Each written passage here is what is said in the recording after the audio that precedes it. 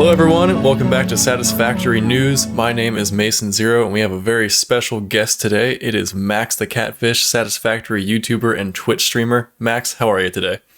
Hey, I'm doing well. Glad we finally had time to bring this together. I'm really excited. Yeah, it's going to be great. So, to get started, how about you introduce yourself both as an individual and as a content creator? Just a little intro. Sure. I'm Max. I go by MaxTheCatfish online, and since May of 2019, I've been a full-time content creator on Twitch and on YouTube. We started a little bit in the kind of like thinky space in terms of video games. We were playing stuff like 4X strategy game called Stellaris for 6 months, and then I stumbled into Satisfactory. I hadn't really heard anything up until that point, but just decided, hey, this is kind of a open-ended game that would be fun to play, and I think my community would actually really enjoy. And jumped into it and got super hooked. I had already played games like Factorio and Oxygen Not Included, and this fit right into that space while giving us a little bit of a freedom to also kind of, you know, maybe you don't realize it all the time, but kind of create your own stories and of your development of your factory. And that was something that was really at the heart of some of the content we make, is the inside jokes and the stories that we're creating there. So I really got into it. And that was kind of the start of the whole YouTube thing, was creating tutorial videos for Satisfactory players who are looking for something that's short, sweet, to the point, informative as best as I can. And then we stream 3 days a week on Twitch as well, which is what I originally started with, the content creation side of things. Getting together and playing games, hanging out, having great conversations. This last year and a half has just been a blast, a real blast. I love it. Yeah. That's awesome, man. It's awesome that you've been able to do that and have such a success, particularly with Satisfactory. What do you think it is about the game that has attracted such an audience to it, not only just for you, but in general? You know, I think it does a lot of things so differently than games that have come previous to it. You know, in my top 5 games like Satisfactory video, I actually talked about the differences between Satisfactory and Factorio. And one of the primary differences, of course, is the graphical style. There's a lot of the same kind of thought process of, I have to take some minerals, I have to refine it, and I have to turn it into this and this and this. And you have these production chains that you create. But something about the sheer artistry that has gone into the game, I think sets it so far apart from games like ONI and Factorio. And I think also too, people are drawn to its art style as a 3D game, where you get to be in the space. You get to feel how large the space elevator is when you first build it on the ground. I mean, that was like the most epic moment that I remember, right? Was placing this thing on the ground and the sound that it makes when it hits the ground, and you're there in first person experiencing that. That's definitely one of the keys to it.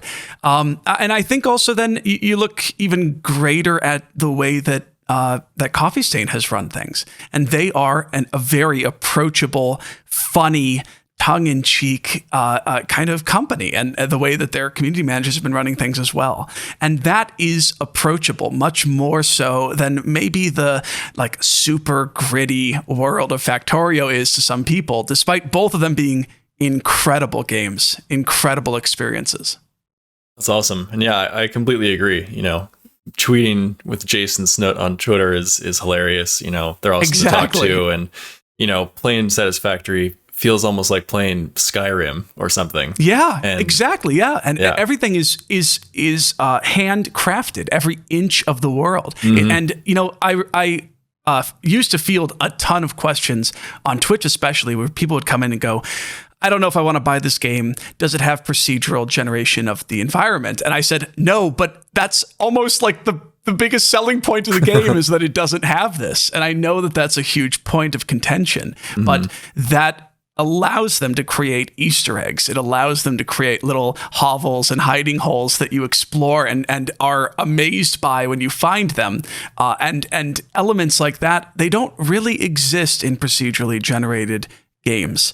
Again, I think jury's still out whether we will ever see anything like that in the future. But I have to say, the environment that they've crafted, the different biomes, that is unique and special. It really is. And I think that is one of those things that really kind of gives you that jaw-dropping experience. I know of only a few other games maybe that have procedural generation of environments that have really wowed me. Most of them are just a game mechanic designed to keep you playing for as long as possible, right? Whereas this environment that you are in Satisfactory is so special in a way. Yeah. Yeah, completely.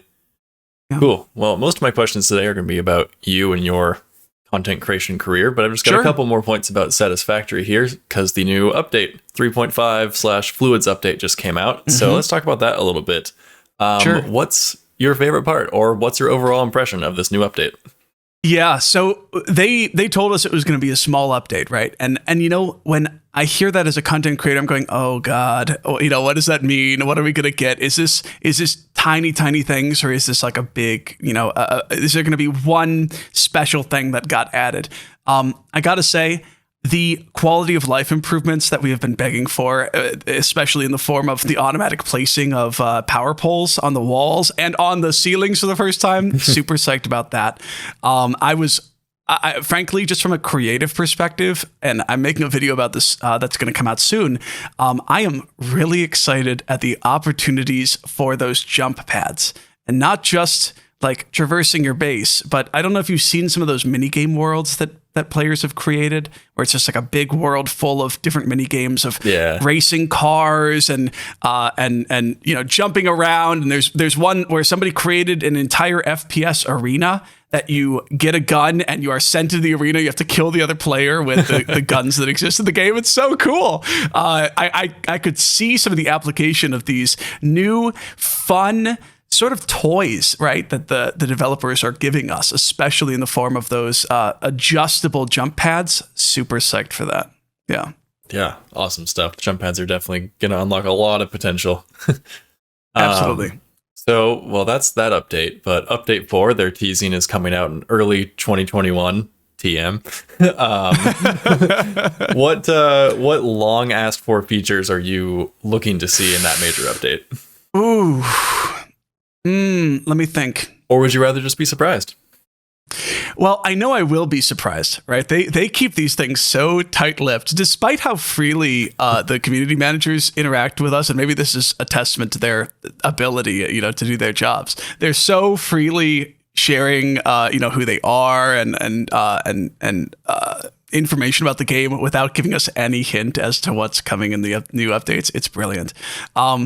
I gotta say, I know it's not coming in update 4. I'm almost 100% certain, but I am really interested to know what the story is going to be. Yeah. We actually just wrapped up a playthrough of Subnautica, and I was actually turned on to that game because somebody had said, wouldn't it be really interesting if Subnautica and Satisfactory were actually from the same universe? Fixit and Altera Corp have a couple of similarities between the two of them.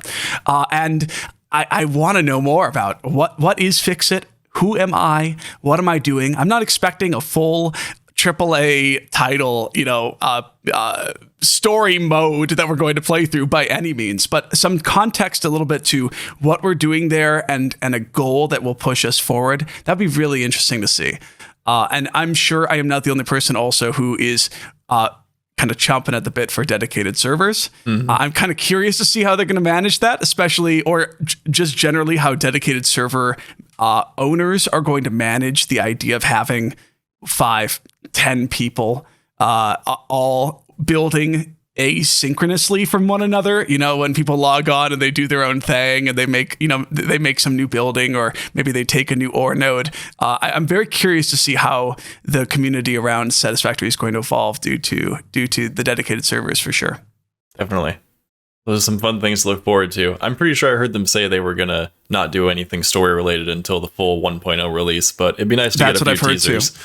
Absolutely. And you know what? I think that's the great way to go to. I would rather experience the full story in its entirety from beginning to end, rather than be kind of drip fed story elements throughout, you know, the experience, because once you've experienced the story element, it's really hard to have the same feelings and the same emotions around that element a second time. Right. Yeah. So I say, take your time, wait it out, wait, develop it until you know it's good. And then we'll be ready to play the story when it's ready. Yeah. For sure. Well, going back to Subnautica, at the very beginning, that's not what they did. They released the story in chunks. They changed things. Right. They completely changed the story partway through. And I'm not sure how well that was received. I'm sure some people liked it, some people didn't. But yeah, I think one big dose at the end would be pretty cool. This is the reason why we're waiting for Below Zero to release in 1.0. Is I would love to experience the full story, beginning to end, without any, teasers or any knowledge of it, or experiencing something in the early access that gets taken out. And if that becomes kind of a part of the story that you really love, it's such a bummer to have that happen to you. Yeah. Because, even if it does make the game holistically a better experience. So I'm waiting on Below Zero until everything's locked down, perfect, ready, polished, and then I'm going to go back to it and play it for the first time. Yeah. Probably smart. Yeah. Cool. So let's talk about you a little bit. And sure. Let's start with the name. Where did the name Max the Catfish come from? Absolutely. Yeah, I get asked this a lot because unfortunately in recent times, the word catfish has become a term used in the online dating scene as somebody who deceives other people, right? And ironically, I think in a way, because I wouldn't call our content wholesome, but it's definitely welcoming and inviting to pretty much everybody. It leans, towards a very adult audience, but it's not adult content, right? Mm-hmm. And so in a way, we're kind of also ironically deceiving the audience by putting catfish in our name, but having this kind of nice, welcoming, inviting atmosphere for people to join. But it comes from my childhood, when I was first born. My parents knew I was going to be a boy, and they had 3 names in mind to call me. They Max was on the list. Sam was the runner-up, was a good 3-letter name. Nice backup. But my dad actually, truly wanted to call me Catfish. like first full legal name, Catfish. And he thought it would be so cool because he's an artsy guy. He really likes music and stuff like that, as do I. He thought it would be the coolest thing that I would become like a blues musician or something, and go up on stage and go, "Hey, my name is Catfish, and I'm here to play a little song for you," and then just shred, And unfortunately, that kind of got nixed, or maybe fortunately, I suppose, depending on how you see it. But yeah, it became a bit of an alias to me. And Max the Catfish, I think, just became a name that I started using, and then. You sit down when you're first creating a Twitch account or a YouTube account, the first thing you're thinking of is, okay, what do I want to be called? What do I want people to know me by? And I don't think I necessarily want them to know me as the Catfish, but it's kind of become that. And I've grown to really like that. I've grown to really enjoy it. That's awesome. I love the story. Yeah.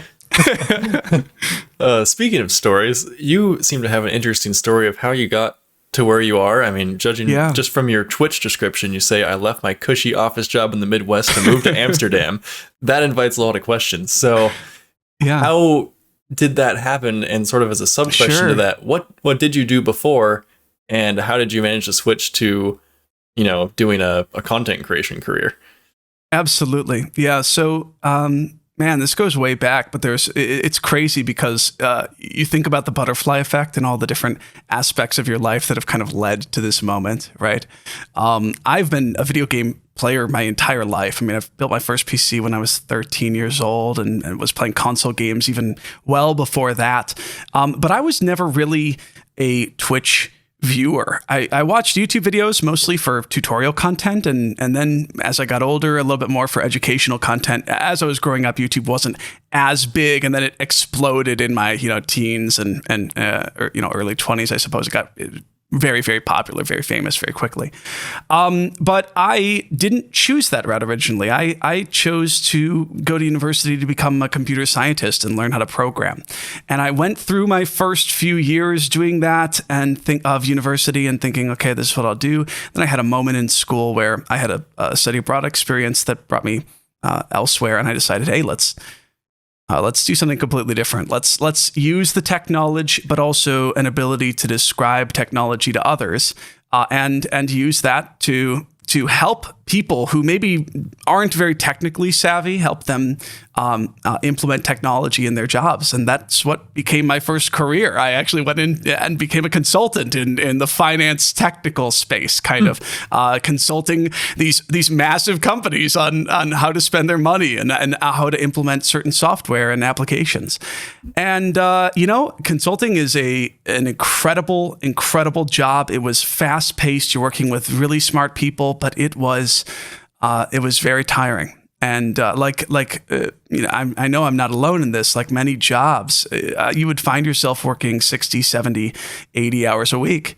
At the end of my career, I was working 60, 70, 80 hours a week, depending on the week, flying from Chicago to different cities across the United States. I woke up at 4 a.m. on Monday morning to get on the plane at 6 a.m. And then I came home at 11 p.m. or 12 a.m. in the middle of the night.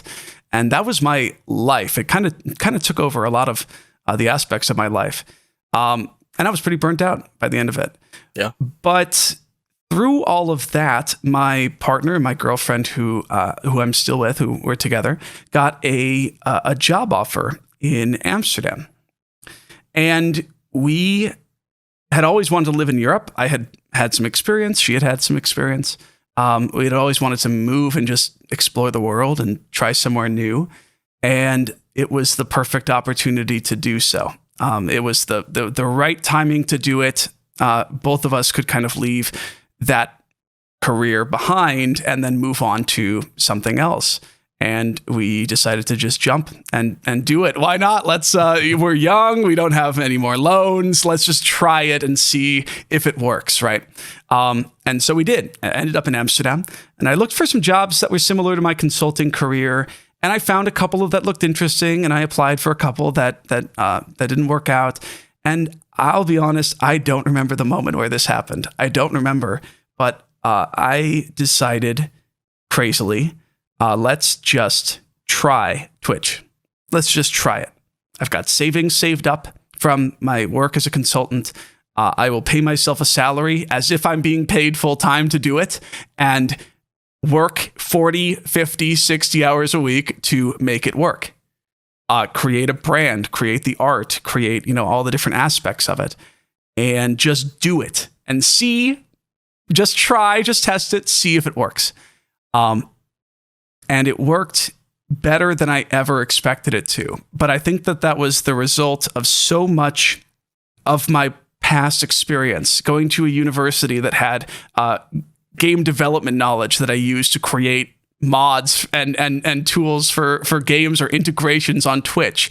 I had learned how to edit videos in a class in university that taught me how to do video editing. And so I brought that into creating YouTube videos. I had done a class on how to do sound equipment. And as a musician as well, I had a lot of the equipment that I needed to start on Twitch and YouTube just from the very beginning. I had the microphone, I had the knowledge of how to use a mixer and all these elements that really came together to say, okay, this is the time to do it. Just give it a try. And that was kind of the start of all this. Yeah. That's awesome, man. It's quite the journey. Yeah. And, a lot of people don't, aren't able, like in their minds, to quit their day job and do something crazy like that. So that's awesome. And you know what? I never would have if it wasn't for the catalyst. Mm-hmm. And I recognize that a lot. The opportunity in Amsterdam was the catalyst to make all of that happen. It's one of those things you sometimes you hear, like, I'm not calling myself a celebrity, but you hear big celebrities say, this is how it worked for me, but I don't recommend it. And I just have to parrot this. Like, this is how it worked for me, but I don't recommend it. If you're listening to this right now and you're thinking you want to be like a Twitch streamer, the last thing you should do is move to Amsterdam, quit your job and start trying to stream on Twitch. Please don't do that. But there are routes and opportunities for everyone to use the skills and the experience that they have in their lives and apply them in different ways.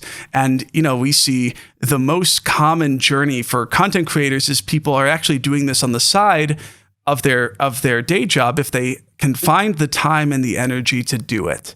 Or the prioritization to do it, right? All of that is important. And that can be somebody else's start. That can be your start as you do it on the side.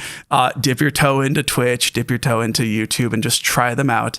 And then as they start to bear fruit, there is this tipping point that many professional content creators make where they go, okay, I can see myself making enough money off of this to quit my, quote unquote, real job, my day job, whatever that is, and do this full time. And that's probably the route that I would recommend most people try to take, for sure. Yeah, definitely. So on that topic then, what are some additional quick tips that you'd give to someone who's looking to get into content creation on YouTube or Twitch? Sure. Quality is key. Quality is key, 100%. I started out on a microphone where people could hear a pin drop in my room. From across the room. It was so sensitive. It would pick up every slurp. It would pick up the sound of fire trucks going down the street. It would pick up everything. And that is so grating to a user, especially when you can't control those sounds in live streaming. When you're on a live streaming platform, it's very different than YouTube. You can't edit stuff out. You can maybe grab your mic and turn your mic off really quickly if a sound is about to play. But if it happens, and it's happened live. But the audio quality on our Twitch stream was probably the number one piece of I think success outside of, I guess there's some other elements as well. That ultimately sometimes people are just listening to you. On YouTube, on Twitch, they're just listening to your voice. They're listening to the audio quality of your game. And that is the most important part, because you can actually enjoy a Twitch stream just by listening to it, right? Most of the time, you can't really enjoy a Twitch stream if you just see it and have no sounds at all. There's not that feedback or that context for the sounds that you're experiencing, or the sights that you're experiencing, rather. So I really do see quality as key, but I have to give the counterpoint to that, which is the first YouTube video that I ever made took me 40 hours. And it was a 15-minute video, and it took me 40 hours. And I got into this cycle because I was so focused on it has to be quality. It has to be the best. It has to be better than any video anyone has ever seen on YouTube. And I found myself spending like 5 hours on 5 seconds of the video that nobody was ever going to notice. Nobody was ever going to comment on. But I was so focused on perfection and providing a quality, perfect product that I wasn't making any product at all. And people weren't seeing it at all. At some point you have to say, enough is enough. This is good enough. You have to kind of forgive yourself and let your baby go out in the world and either be judged harshly or judged positively by people, and then learn from both the experience that you had making the content and, in part, the feedback that you receive from other people, right? And those two combined, you are going to make a better product in the future. And it's probably not going to take you 40 hours. It's going to take you 20 hours. And then the next one's going to take you 10 hours. And then so on and so forth. This iterative process has really been useful. Yeah. That's great advice. And yeah, it's important to not get hung up on the details. I mean, how many movies are out there that have an extra in the background who is wearing completely wrong clothes, but no one ever notices them? You're focusing on the content, not the details. As long as you don't become a cult classic. If you become a cult classic, then people pick apart every single scene of every single video. But at that point, you know what? You could probably call yourself a success and just roll with it, right? We all make mistakes, and even big, million view creators make mistakes in their videos. I just sent off some of our voiceover for one of our next videos to my editor, and I listened to the voiceover back and I went, oh my God, there are 2 typos in there. And so I have to either decide to spend, 10 minutes re-recording, or just let them go and relax. Are these like world-ending typos? No, they're probably not. They're probably not world-ending typos, but move on to the next thing, whatever that is, right? But there's the line that you draw when it comes to the quality of your content, which is how much effort is it going to take me to make this much better? And you will learn what your limit is of that line that you're trying, right? Does it make sense to spend 20 more hours on 5 minutes of footage?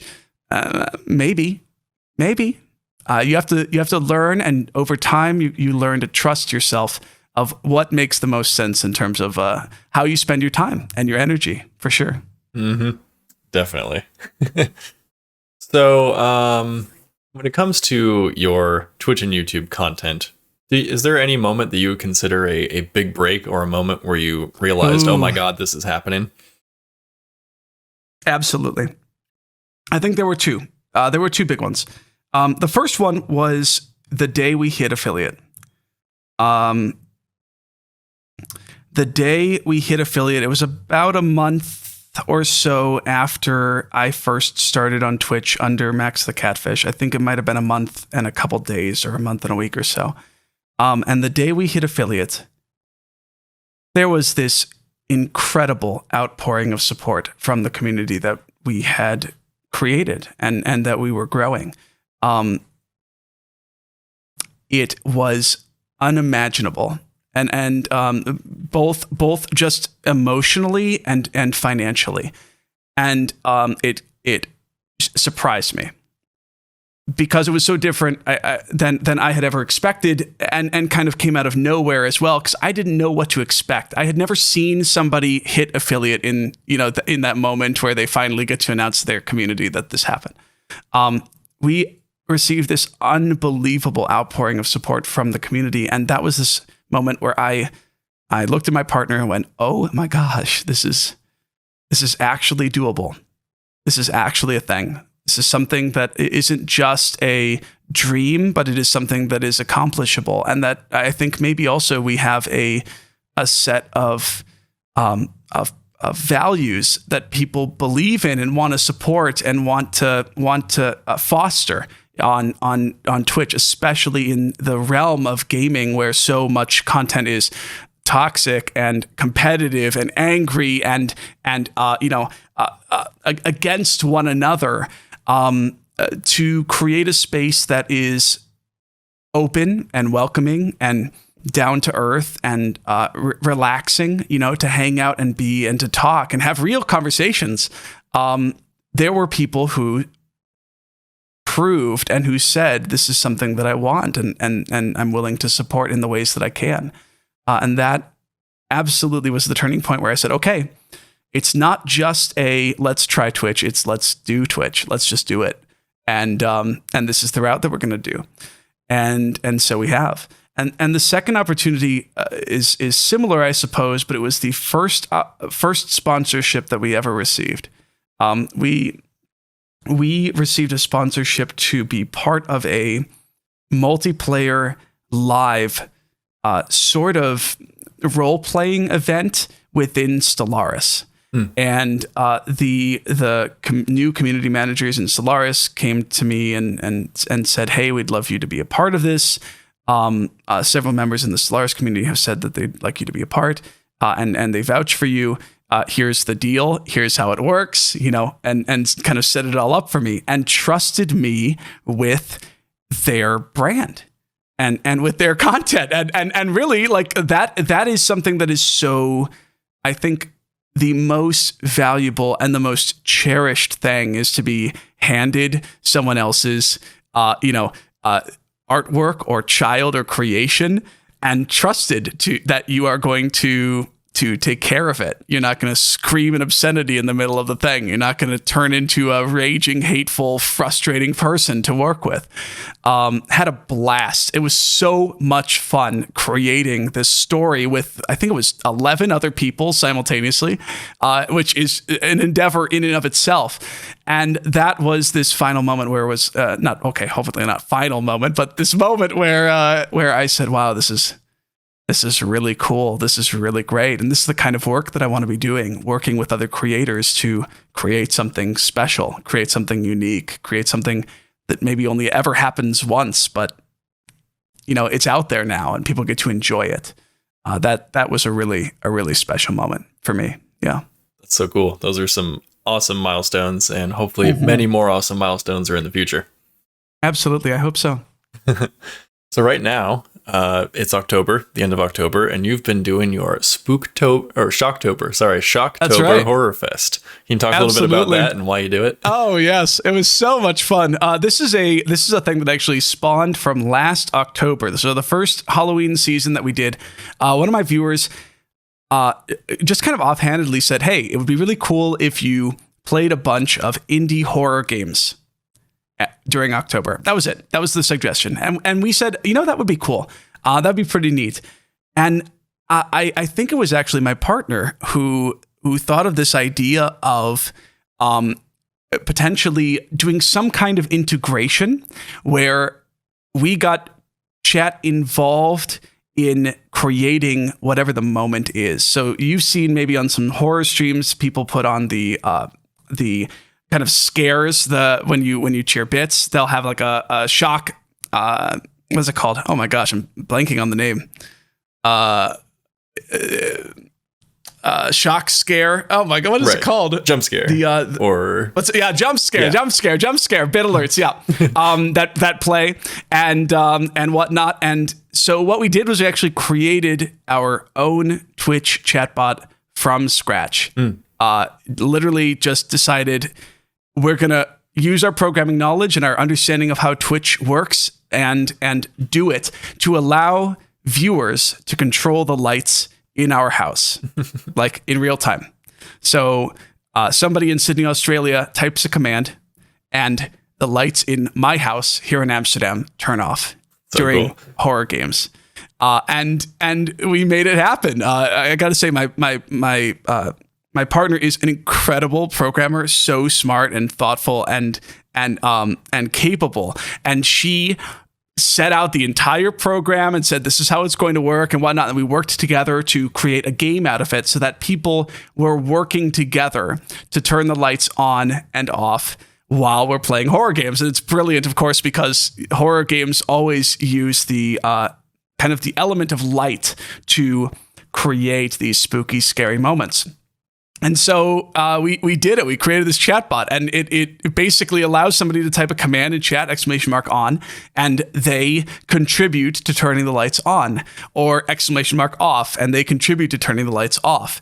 And it works wonderfully when we're playing a game like Alien Isolation, or tomorrow we're actually going to be playing Phasmophobia, and that is a game where the lights in the haunted house are turning off and on and whatnot. So I'm really excited to see what viewers do with that. I'm super psyched. And then on top of that, this year we added the jump scare alerts. I wear a heart rate monitor under my shirt. It's actually like one of those workout heart rate monitors that you see in the gym, but I'm using it for playing video games, or I'm sitting in a chair. And it actually works really well. It's shocking. Like people will keep track of the high score of Max's heartbeat as we're playing the game, because there are some scary moments in these horror games that get your blood pumping. You're on edge, you know? It's so much fun. But cool. we love doing that kind of stuff. Breaking the fourth wall, I think ultimately is why Twitch is so successful, because you have the ability to watch content, but also interact with the person who's making the content, and then they will instantly interact back with you. But we wanted to take that to even the next level, which is not just a chat interaction, but interacting with the objects in the house, or items in the background, or sometimes even elements in a game, to create a greater sense of this kind of shared creation between the viewer and the streamer, or the viewer and the content creator. We love doing that kind of stuff, and it's something that, unfortunately, it's the end of October, so we're probably going to put the Shocktober bot away and in his box until next year. But we're always looking at what the next cool thing could be to kind of break the mold that you typically see on platforms like on Twitch and on YouTube. Yeah, that's so cool. It's production value, but not just for the sake of production value. You know, it's interactive, which adds to the experience. Exactly. That's really cool. Yeah. And it's immediate. And that's it's so cool, because it just blows my mind that people from literally all over the world can do something and work together to make something happen somewhere else in the world. That is just incredible.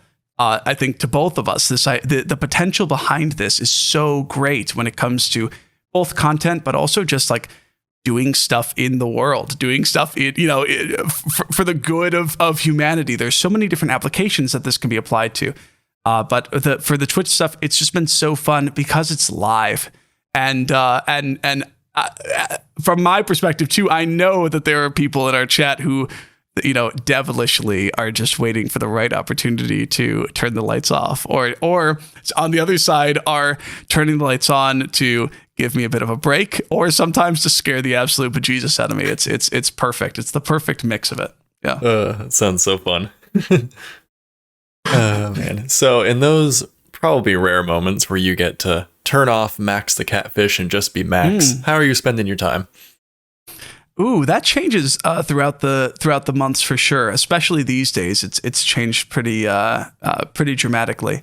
I am a singer and a musician, so I've been singing my entire life. I love singing in choirs, performing different types of music, to be honest, everything from world music to more madrigals and classical music, to a little bit of poppy, maybe a little a cappella kind of work, but mainly those classical styles. Haven't been able to do it recently, as you could imagine. Yeah. So that's kind of been put on the side. Honestly, my singing kind of is an outlet. Twitch is my singing outlet now, is I'll just kind of make up little songs and stuff as we go, which kind of come out of me, when I'm not filtering. Obviously, I play a lot of video games. Recently, I have dangerously dipped my toes back into World of Warcraft, which I think might be a problem. I don't think the Twitch channel, the YouTube channel will probably never be a World of Warcraft channel, but I am falling for World of Warcraft again. I also love to travel, and that has something else that we've had to kind of put on hold in the meantime. And so with those passions that I've had to kind of put aside, really in a way that has opened up opportunity to explore other passions. And so while it is kind of working on the stream, I've been teaching myself how to do Photoshop.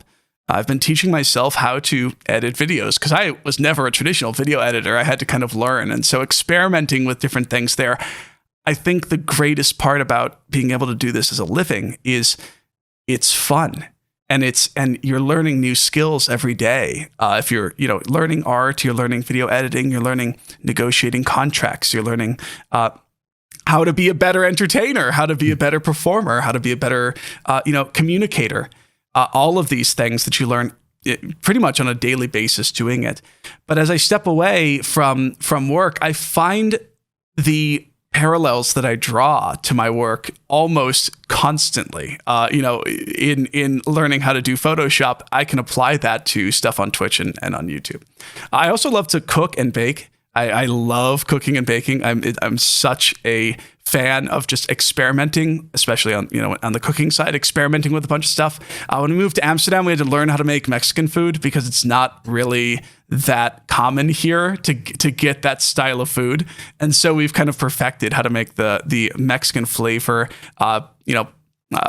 ground beef tacos and do a fish taco, do a shrimp taco, all that kind of stuff, which has been a really fun and productive challenge to kind of tackle that stuff, for sure. That's awesome. Yeah. Well, to wrap things up, let's talk about what's in the near future. So are there any games you're looking forward to playing, or some plans for the channel that you want to tease? What's happening in the near future? Sure. So right now, it's actually a period of tumult, maybe on Twitch specifically, because in the same week, and no content creator ever wants this to happen, but in the same week, I have finished Subnautica. I'm going to be finishing Alien Isolation, and I'm sitting here going, okay, let's see. What's in the future? What's coming up next?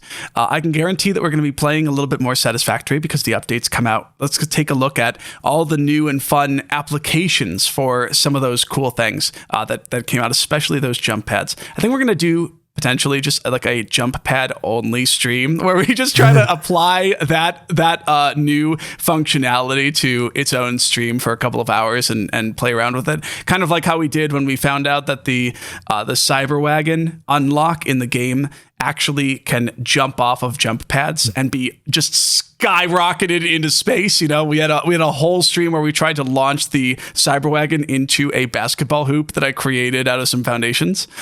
So we're probably going to do something along those lines with a jump pad. I don't know exactly what yet. Something fun, and maybe potentially something that we can apply to opening up when dedicated servers come out would be a really cool application for that. Otherwise, I'm taking a look at the December timeframe as doing something seasonal and fun and holiday themed. I know that I won't be the only person who maybe can't go home to visit family, and it would be kind of nice to put on something where we have a bit of a cozy, Christmassy, holiday, not just Christmas, but a holiday feel for people to come and hang out and get that, just those little drops of the feeling of the holidays, even if you can't be with family during that time. So no concrete plans for that yet, but I definitely work with Pirate, my partner, who she and I kind of work together to create these themes and these vibes that we can put on stream. So we're really looking forward to putting something like that on for sure.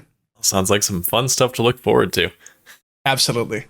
All right. Well, that is all the questions I have. So if you would like to shout anything out or plug your pluggables or anything like that, go ahead and do that now. Sure. Hey, it's been a blast. This was so much fun. My name is MaxTheCatfish. I stream every Monday, Wednesday, and Friday starting at 8 a.m. Eastern, 2 p.m. Central European time. So it's kind of morning time if you're in North America, South America, and it's kind of like afternoon time if you're with us in Europe. We're playing all sorts of games that allow us to create these kind of fun vibes and inside jokes and stories within our community and really celebrate that. We've got a great atmosphere, just full of wonderful people who love having discussions about life and whatever's going on. We definitely play a lot of Satisfactory. We also play other games. So if you're interested in that, definitely check us out on Twitch. And I am MaxTheCatfish everywhere else on YouTube. Of course, check out the YouTube channel, on Twitter, Instagram, Facebook. Am I missing one? I think that's all of them. So I would love to hear from you guys and see you show up on a live stream or in the comments in the video. All right. Awesome. You heard the man. If you are not in the MaxTheCatfish community, you are missing out. So go check him out on all those places. Can definitely recommend. Thank you. All right. Thank you so much, Max, for your time. And we'll see you next time. Thank you. Absolutely. Talk soon.